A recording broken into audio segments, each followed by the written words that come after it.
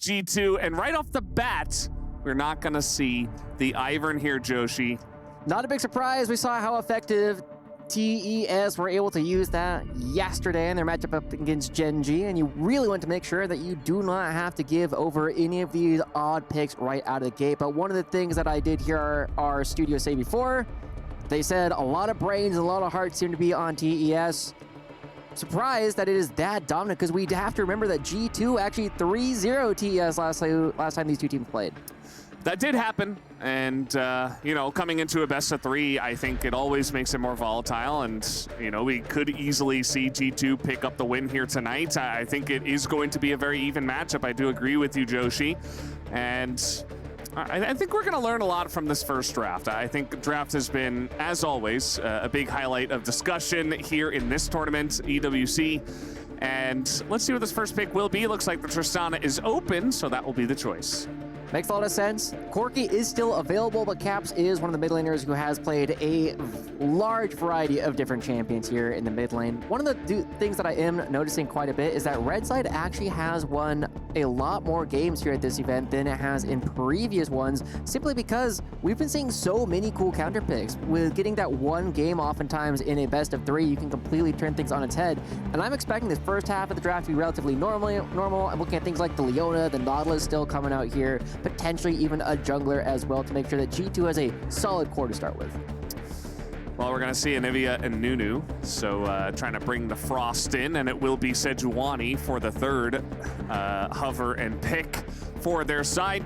Definitely a couple of very high-tier picks. You get the Corki into the Tristana, you've got the Sejuani in the jungle, and let's see what Top Esports will respond with, as we haven't seen too much Nidalee in this tournament. This could be a decent angle to go for it, but with the priority on Ezreal very high, perhaps it's just Ezreal Leona, or maybe just the Ezreal. And also the Zyra currently being hovered. The Ezreal makes a lot of sense. It is a very strong champion. We have seen it be used in the AD carry all the time, but it is going to be a Leona as well. A very strong core already built up for Top Esports. They have a lot of range. They have a very strong ability to play later on. The Braum has been the primary counter pick that we have been seeing for the Leona. Both teams really ready to roll. The big thing that I'm going to be looking at for G2 is how much more Freljord can they actually pick up for themselves. We have seen that this has been such a strong combination, especially with the Ashe so far this tournament, simply because of how easy it is to lock down single targets. Yeah, absolutely. I think Ashe has to be the first ban. If it's not the first ban, it's the second ban for Top Esports.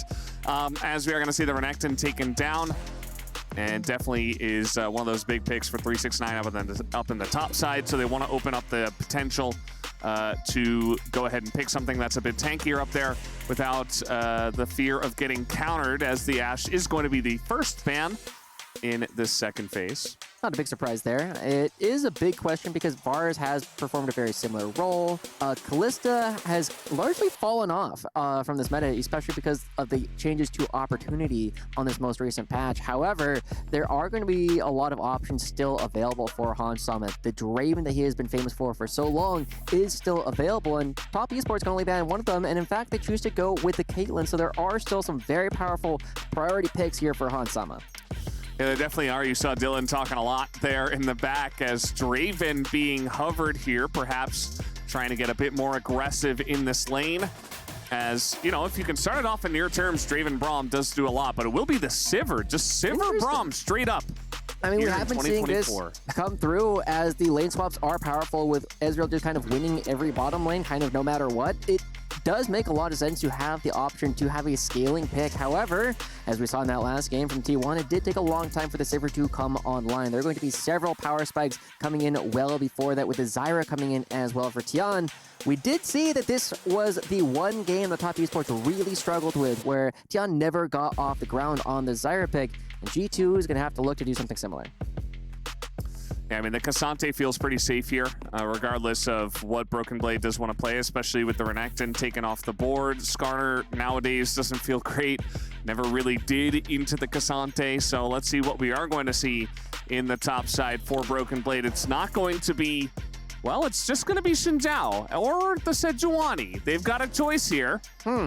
Let's see what they do land on. It's been a long time since I've seen a Xin Zhao in a solo lane, gotta admit that one, but it does make a lot of sense that Sejuani could be going towards the top side. You now have this very powerful bridge coming out from Yike in the jungle in order to put a little bit of pressure on Tian and also to make sure you have some of this skirmishing power early on in the game to get Caps and Hansama to the points that they need to be at. Ultimately, though, I gotta say, I like the top esports draft quite a bit better in this one. It feels as though they have a diverse damage profile, whereas on the other side, 369, you can build out Randuins and never die.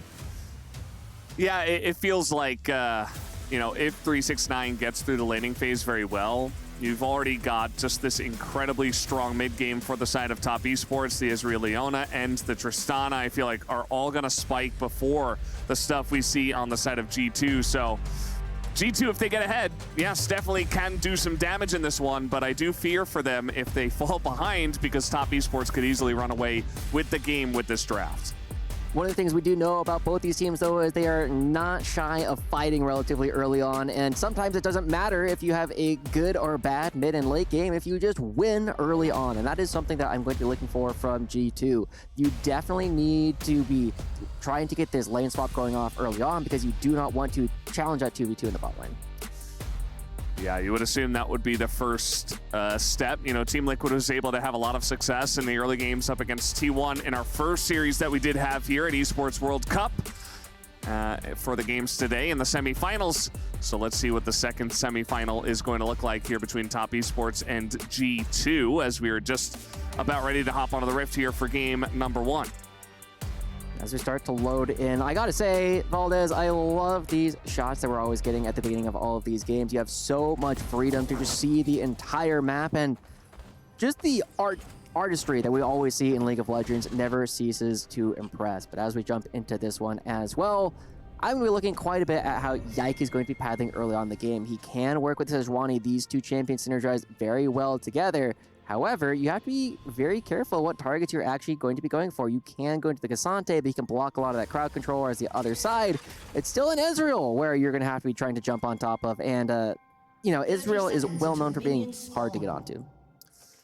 Yeah, it definitely is. I feel like, you know, if they were going to go for that more aggressive lane with the Draven Braum, I actually might have liked it a bit more, just really doubling down on the laning phase, trying to get some big wins early on. But as you mentioned, you know, Ezreal in its current form just feels so powerful that, yeah, he just kind of wins. He just kind of wins all the lanes. It kind of feels like the bot lane equivalent of Tristana right now, where it's like, okay, you got Tristana.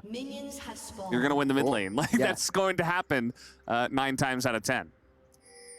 As we are looking at this, though, it does not look like G2 is going to be obviously opting into those lane swaps that I was really expecting to see in this one. Instead, they are going to be sending Hansama and Nikki down towards the bottom side as well. So they are going to have to be very careful in this early game. You do have some tools to clear out the wave, but the wave clearer from Sivir takes a little while to come online. You don't just get to press W at level 1 and clear the wave. You can get some push, but this is also a lane where you need to be very careful because you only have 1 spell shield.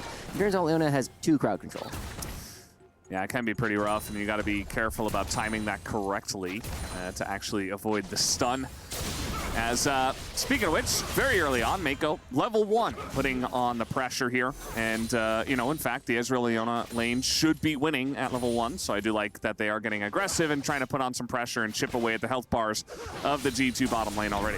Yeah, going right back on in, and we're seeing just going in for these very quick trades. That's the mark of how you actually win this bottom lane, because the longer the trade actually goes, the more the Braum passive really starts to kick in. You don't want to be taking those stuns, and already with the level 2 advantage, they're going to be able to crash this wave relatively early on, and that means that as the wave will bounce back towards top esports side of the map, it's going to be really difficult for Yike to do anything. Pretty nice cue there from Hansama, actually getting the forward and the backward pushes of that one. But yeah, basically need whatever you can get in this lane, which is kind of why you were expecting perhaps the swap to come through. But yeah, I mean, essentially, you know, with your top and jungle synergy that you do have, maybe we will see eventually Yike heading up to the top side, trying to bully 369 out and not just give him a free lane, as now the stun is being stacked up here on a Jackie Love, who will just have to Arcane Shift away, as Tian now coming down to the bottom side, level 4. Not a big surprise that he's here so much faster than Yike, but the question is, what is Yike going to do as the Zyra does step on as the defense plate goes out? Yeah, the door will be held here as a root could get some big value as the cleanse has to come out and Hansama has to flash as well. Jaculov nearly going down himself, but really trying to exert 10 out of 10 pressure down here in the bottom lane. Lots of pressure coming out, lots of summoner spells invested as well, and Yike just farming up, maintains equality. They should have a very good idea that Yike is in the air, which is why Tian is playing so cautiously at the moment, but with these low health bars, you know a dive is coming. Yeah, the dive will be coming. The flash does come in. That's a nice spell shield. Mako could be in a bit of trouble. First blood does go over to Hansama as it does get traded back here over to Tian, but still so many low health bars here. As Mako, you know, the first one to go down, I feel like G2 kind of get out of that one mostly scot-free.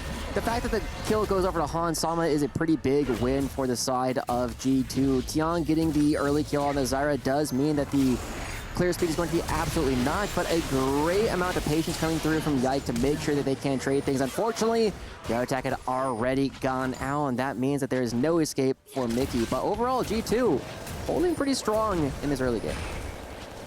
Yeah, they definitely are, as now Mickey X level 3 trying to get proactive out on the map here. Just heading into the mid lane, trying to help out a little bit, but Cream gets a pretty nice back timing himself after Caps had already TP'd into the lane. So he's going to return with full health, whereas Caps, you know, went back, got a tier, got a call, but does not have a refillable potion. And he used his TP to get back in here and took that chunk of damage. So could definitely influence the way this mid game plays out here for a little bit. Also, shout out to Mako for making sure that the wave didn't get into too bad of a position, just constantly asking questions of how G2 were going to play it as they go back towards the bottom lane. Game very even early on, which I have to say is a small win here for G2 because they were able to turn around that early play. We do notice that the gold lead elsewhere is actually mostly in favor of G2. It really just is Tian who has built up that lead because they farm faster, they did get their first kill. But we do have to say that the kill going over to Hansama makes up for the fact that they are down a lot of CS, which is, again, why we're expecting this lane swap. Yeah, it doesn't come through. They just want to fight it straight up, and Hansama eventually will just be able to press a couple of buttons and clear the wave and essentially just ignore the Ezreal. So could be something to look for as this does come along. For now, though, we're still putting on the pressure, and guess who's back? Back again. It's Tian in the bottom lane. Tell a friend. And, yeah, tell a friend. I mean, he's going to make it very obvious, too. He's clearing out the wards. He's like, hey, guys, I'm here. And G2 will have to respect this. They do back away. Nice dodge here on the root. Still a lot of damage being done to the Braum as he gets stunned straight up. And, you know, doesn't get a kill, but it's still a very effective gank. Shout out to the way that Top Esports is playing around every single one of these waves, just going down there as Tiana and giving Jaculov and Mako so much pressure on the map means that Mickey X has to back away, and you're going to be giving over those plays. You don't necessarily need to be getting these kills, but we're also seeing some of the ramifications of the later back coming through from Cream. Still has both of those refillable potion slots, and Caps completely out of mana despite the early tier. Top Esports doesn't look like they're done paying attention to the bot lane. Yeah, I mean, Tian, he can just sit here and be very, very annoying. He wins in the 2v2 just because the amount of plants, the amount of control he's going to have before Yike can really get going, especially because the Sivir early on is just so weak compared to the Ezreal. So it's just kind of a roaming three-man squad down here, and here comes Cream trying to get in onto Caps as the auto comes in and the hop over the wall. Cream, why did you give him Tristana again? I have no idea. It's so clean, ultimately. Top Esports, with all the pressure going down towards the bottom side, they know exactly where Yike is, and Cream is free to go for that play. The early back really making a difference here for G2 as they do end up falling. And Tian still in the bottom lane. Guess who's back again and again? And now he's going to hit level 6, actually, off of the wave, so just even more pressure. I think with this amount of priority as well, you can expect them to roll this into an early Infernal Drake, which is going to benefit everybody. And we'll see if they do start that. Not just yet, as here's the replay in the 1v1. This one fairly straightforward, right? Cream just jumps on in, knows that Caps doesn't have any mana whatsoever. There's not enough mana to do anything other than Valkyrie away, and following through, making sure you get that last part of the explosive shot is so easy. And we see another game. Guess who's back again and again and again? He's here. The ult is going to hit them both. Hansama, there's nowhere to go. And yes, Mako, he dies. But you think Top Esports care about that? The answer is no. They get 2 kills, and they get this Ezreal massively fed. This is ridiculous coming out from Top Esports. This is looking like a different game ultimately, where it's just going for a tri-lane with the amount of time that Tian is spending down here, and G2 not prepared for it whatsoever. Yike has to go farming on the other side of the map, and this is just clinical. You're able to get so much damage down. You start everything with the ultimate from Tian, and what do? You don't have the summoner spells. You do not have the mobility to get out of that ultimate. There's just nowhere for them to go. They have no control on the bottom side of the map. They can't clear the waves. The Xin Zhao cannot match. And Yike, you know, he doesn't want to just sit in the bottom lane and spend all of his time just babysitting the Sivir, hoping that Hansama eventually will be doing something in this game. As now Yike is going to try to make his presence felt here at level 6 at least, as he will steal away the blue buff. And as a team, G2 are maneuvering up to the top side with these Void Grubs available. But it's still a very dangerous position to be in because Tian is so strong. As soon as the ultimate is back up, you're going to have to give a lot of ground right back on over to Top Esports. And this is part of why we're seeing Yike just going as quickly as possible. But Top Esports not going to be contesting this one. They know that there is more blood to be had down the bottom side. As you see, Tian moving down, can go for the dragon, but can also just go for a Hansama. And as soon as you see a Hansama back away, well, the answer becomes very easy. Just pick up this dragon, make sure you get a trade on the map. And like you said, this Infernal Dragon is going to benefit so many of the members here of Top Esports. Every single one of them loving the extra adaptive force that you get. Yeah, it's going to feel great for them. I mean, you feel a little bit bad that Tristana isn't getting Void Grubs. She is one of those champs that really does love them. But at the end of the day, you know, maybe you can pick up a couple later on. It's not going to be your main win condition regardless, as Cream has done a very good job of just getting fed. And sometimes that extra money and extra items will get the job done instead. So they get that Infernal Drake. They have dominance in mid, they have dominance in bot, and so far the top lane hasn't really mattered all too much. So Top Esports definitely very much in control of this early game. Yeah, in general, my policy oftentimes is with top lane is you check in at 14 minutes, you do your obligatory check-ins like, oh, how many plates went down? Okay, cool. Are you guys both playing tanks? Yep, cool. We'll talk about you guys when we see you in team fights. Top Esports and G2 are absolutely making this game entirely about the bottom side of the map, and we have seen that Jackie Love has been a Israel savant, I would say, this tournament. You know, everyone has those moments where like, maybe you should have arcane shifted forward. Jackie Love has way more times where he does the arcane shift forward and just finds multiple kills. I'm really looking forward to seeing when this composition actually starts popping off, because he has been getting close to the Trinity Force. Yeah, I mean, this is already the domination, as you mentioned, before they really hit any item spikes, right? So it's a good call to look to see just how fast they're going to be able to hit those spikes. As TP just to deny a push in mid. Cream feeling very good about just picking up his Kraken Slayer here at 11 minutes into the game. And Mako now out on the map, going to be clearing out some of this vision and preparing for the next Drake, which, by the way, is a Chemtech Drake. So the soul should be pretty good one. Nice for regardless of what we get here. Yeah, we've had a lot of Infernal Souls so far throughout this tournament. However, it will not be that one this time around. I'm really curious to see how Top Esports are going to be playing around the upcoming Grubs, because in 2 minutes we are going to be getting another spawn of those, and there's a lot of pressure that you can put on the map. Like you said, Cream would have loved to have that, but ultimately, like you said, it's not the win condition in this game. This game is so much more about just getting the gold into the right targets. And I kind of want to go back to a discussion that we were having yesterday when Top Esports did take down Gen G. Are Top Esports the favorite in this tournament from this position? Is it T1? Is it Top Esports? And I feel as though seeing how powerfully and how resoundingly Top Esports actually took down Gen G yesterday, and based on the transit property, they should be way better than T1, right? Yeah, I mean, I would not be surprised if they do eventually take down T1, but they got to get through G2 first. And so far it is looking pretty strong in this first game, as Cream wanting to punish Caps, who will respect it from now. We saw him try to flash away from Tristana in the last trade underneath his own turret, just a bit desperate, you know, not going to help him out too much. He does have his flash back at least, and he has been able to stabilize the mid lane, not falling too far behind in CS, but still going to be kicking himself for that early death.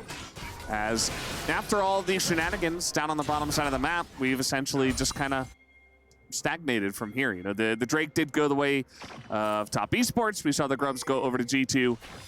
And now we're waiting for the next piece of action as Tana's going to spot Mickey X deep in his own jungle as, oh no, what was that? The blast cone gonna send him into the air. He is Braum, so he can jump over the pit, but definitely got a bit awkward there for a moment. Yeah, I have to say that might be the one interaction in League of Legends that I just cannot stand is the times where you just like go straight up and down with the blast cone. But either way, top esports are still creating pressure across the map, and with the Grub spawning in a couple seconds and the Dragon spawning in about a minute, top esports once again trying to reprise their role in the bottom lane with all three members, including the jungle, going down towards the bottom side. And because Tian is so strong at this point, you can just do so much chip damage. And Han Sama has to be so careful, even just staying around these walls, because you never know when a seed and a plant is going to grow out of the garden.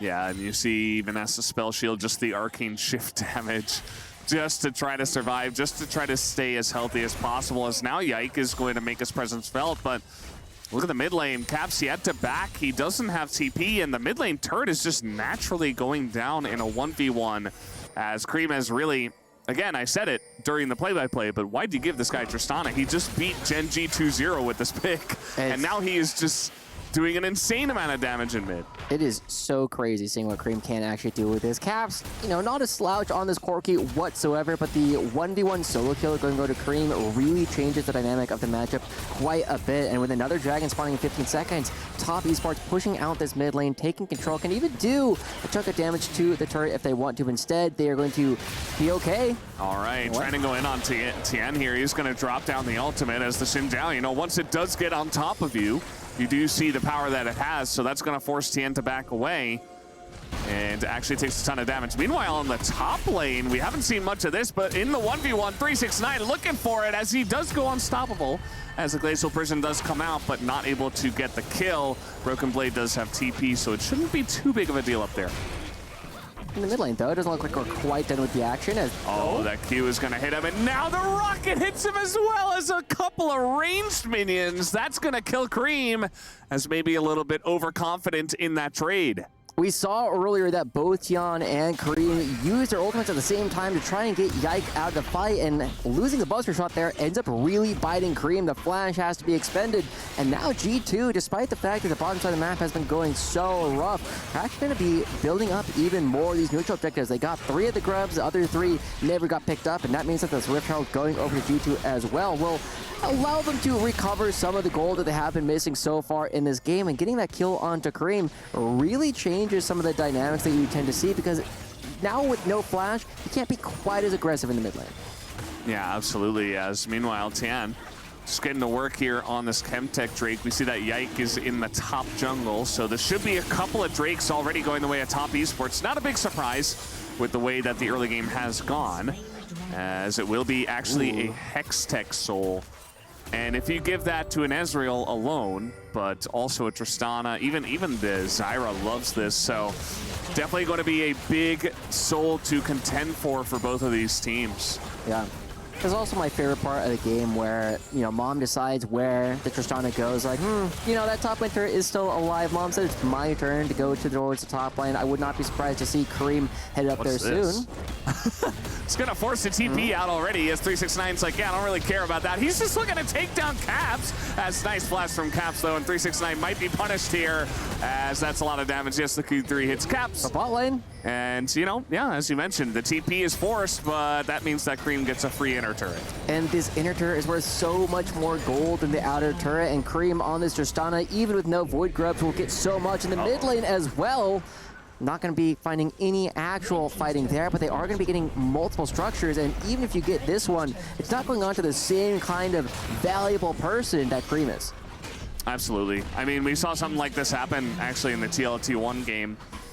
Game number 3, I believe, where TL were able to get a very nice macro lead here in the mid game with a very similar play, like what we saw at top esports here. But yeah, the teleport is going to come out, and all of a sudden, they might be able to get a bit more off of this as, yeah, he just tries to crescent guard his way out of this one, but Yike will be taken down. Even a thumbs up as well, as the Rift Herald is still pushing. and will eventually go down. So not only do they get the outer mid and the inner bot, but they also get a kill in top lane. And they're also in a perfect position on the map now to try and play for the topside turret. But we'll take another look at this last play. This is 369 getting very aggressive and not respecting the ability of G2 to go for a teleport. I was very surprised to actually see the all-out go into the lane instead of trying to get it over the wall, because if you had a little bit more time with no broken blade, maybe you end up picking up. Instead, it's a very easy kill. However, G2 get baited later. Uh-oh.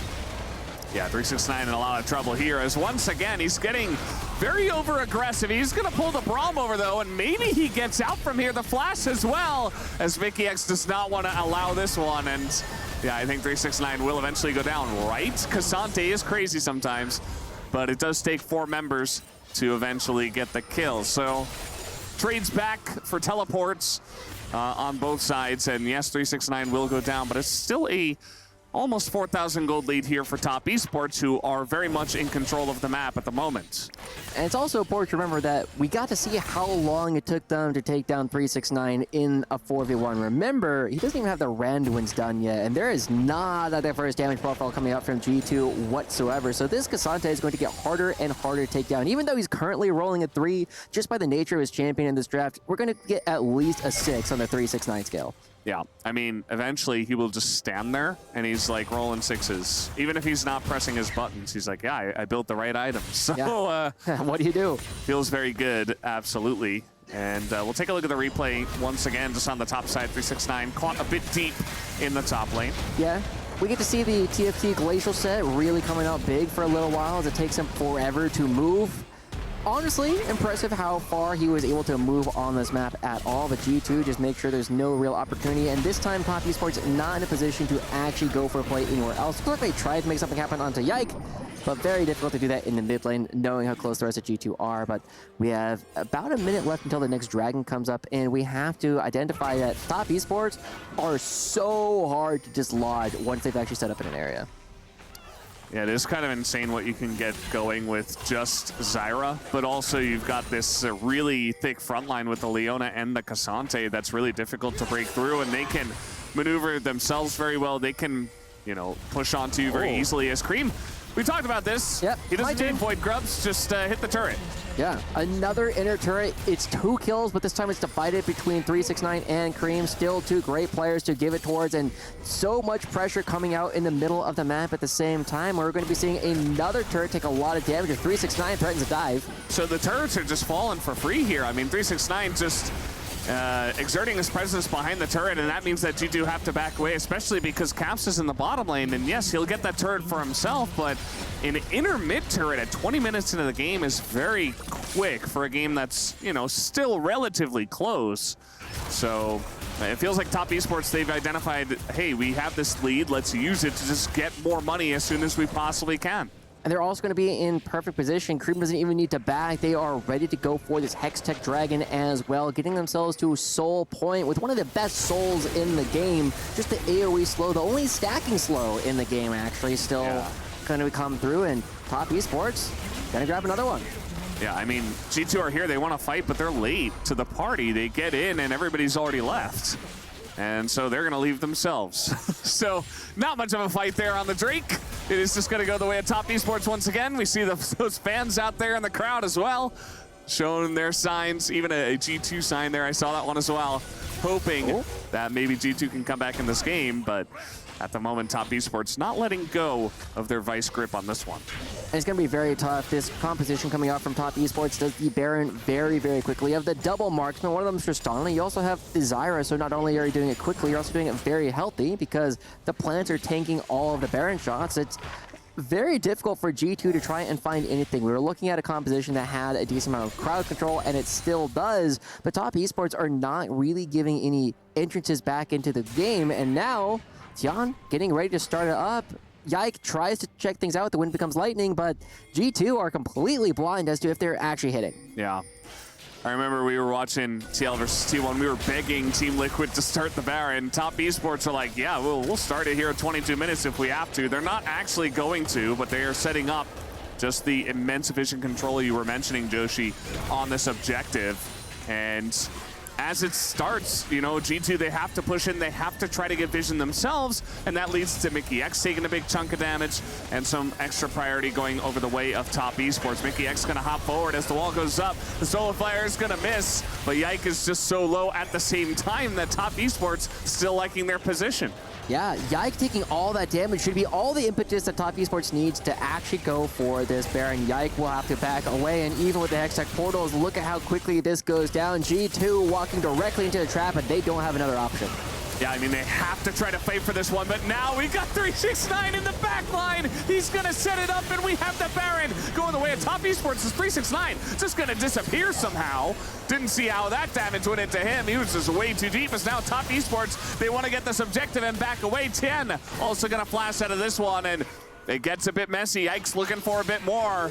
As when comes lightning, he is going to get in onto the Zyra, and he will be shut down. But still, the Baron and 3 members left remaining here for Top Esports. It's a lot of gold that G2 did pick up in that last fight with a couple of shutdowns, but it is nowhere near as much as Top Esports will get with this Baron. We get to see 369 jumping over, just evaporates in this last fight with the amount of damage that Caps is currently putting out. But this fight was so close to going so differently. Mickey X not going down in that last fight means that Cream has to play much more defensively in every single one of these fights. And then you are able to chase Tion down. Top Esports walk away with 3 Baron buffs, but they have less of a gold advantage after picking up the Baron than they did before. But they still have 2 minutes left of that, and that'll perfectly give them the opportunity to go for the Hextech Soul at the end of it. Yeah, the timing of everything is, you know, very clean from the side of Top Esports. It does feel like they're playing this game like it's chess. You know, they're not taking their lead and trying to throw it in their opponents' faces. They're saying, no, let's try to really play this map. Let's try to really play smart around all of these objectives, and they've done a great job at that. If you look at the scoreline, G2 have more kills, but it's still Top Esports that are in the lead in terms of turrets, in terms of map control, in terms of objectives taken, gold, obviously, dragons. And they're just trying to utilize that. As now we're going to see the Silver ultimate coming through as the Q is going to miss from Mickey X. Also a kind of a half-arted ult to be thrown in. And, well, not able to get much going there is G2, but they really want to get a fight here before this Drake starts. Look at Cream. He's just in the top side. His Broken Blade also going to miss his ult, and now they're losing an inhibitor turret. That is brutal, and they're not even done. Top Esports just doing whatever they can to make sure that G2 are still here. Cream still wailing away on the inhibitor. Caps will get there to try and do something, but I think Cream wins that 1v1. It's just insane.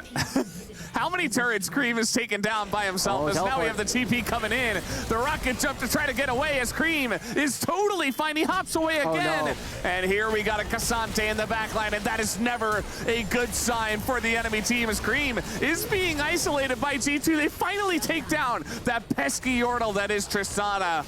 But I have a feeling they're not going to be taking out this game as, oh God, that was a huge one. And now we got 369 just chasing him down. Not much of a chance for Hansama to get out of this one. He's got a blast clone and a dream. Oh, wow. That is just so troll. And he is going to get away for now, as 369 is still chasing him. But, yeah, Baron buff is also going to expire. Top Esports having a bit of fun as they're taking down a lot of objectives still in this one. As finally... No? Okay, never mind. Wow. Just kidding. He actually got out of that. I mean, congrats to Hansama on living. He does have 2.5 items to his name, but while all that chasing was happening, Jackie Love was also taking the mid lane inhibitor turret, getting even more pressure there. And so Top Esports will reward themselves after all is said and done with the Hextech Soul. Yike on the right side of the map, but nowhere near close enough, and that is going to be an overwhelming advantage. 8,000 gold and the Hextech Soul already in the possession here for Top Esports at 27 minutes into the game. A very fast Soul, a very fast-paced game coming through, and really just seeing all the Tristanas throughout this tournament, having so much free time in the side lanes. You have to look at the fact it's a 2,500 gold lead for Cream, but he only has a single kill. 1 kill. He's playing PvE. Doesn't care. Just hitting turrets, getting Baron buffs, just not even looking at his opponents. And he is going to enjoy a very big lead because of that. And now with this Hextech Soul, you would imagine that Top Esports, even without the Baron, can begin to threaten more of this base if they would like to. I don't even think they need to play this one slowly. And to be honest, Top Esports haven't shown that they like playing the game slowly at all. So here they come, barreling down the bottom lane. The good news, at least for G2, is they do have a lot of wave clear between the Corgi and the Sivir, so they can stall things out rather effectively as long as Top Esports does not have the Baron, and we are seeing a little bit of that every time Hansama steps up to the wave. Does take a chunk out of Jackie Love, and this wave, All right, they're going to try to get down on a Mako, and they do a great job of that. Nicely done by G2. Meanwhile, Cream is just in mid, and he's going to get another free objective here, another free building as down goes Yike, almost just frustrated, throwing himself into Top Esports as he does get kidnapped by the Cassante, and that is it's going to be pretty huge by the end of this one. It is a trade 1-for-1, but it's only the support of Top Esports that goes down, and Top Esports will not stop there. They have this massive Ezreal who is just taking people down as finally Cream decides, okay, I'm going to try to kill some enemy champions. Might as well, as he is going to Guma Stomp on everyone on the side of G2. And this game number 1 is over very heavily in favor of Top Esports as they take down the Nexus. This was one of the most clinical games of League of Legends we have seen at the Esports World Cup, and Top Esports were in control of that game from beginning to end. The tri-land down in the bottom lane as Tian just never let Hansama do anything. Really showcases why the lane swap meta is so powerful. You can avoid getting yourselves in these very dangerous situations. Just really insane understanding showcased here by Top Esports to take down game number 1 in the semifinals of EWC. We're going to take a break and come back with game number 2.